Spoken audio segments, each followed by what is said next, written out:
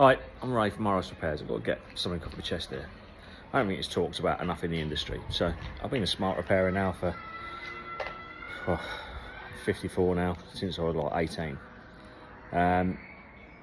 Now, when we refurbish a diamond cut wheel, it's done fully acid stripped, powder coated, done on a lathe. Now, I see a little post yesterday about somebody going, you know, I've got a diamond cut wheel, brand new car, Audi, 20-inch wheel.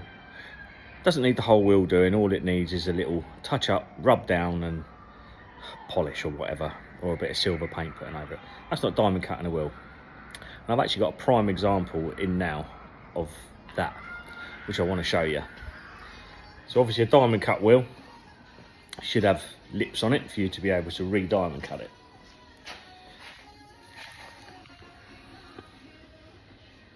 There you go. Look at this wheel. Nothing left on it at all. Look at it, look. Destroyed.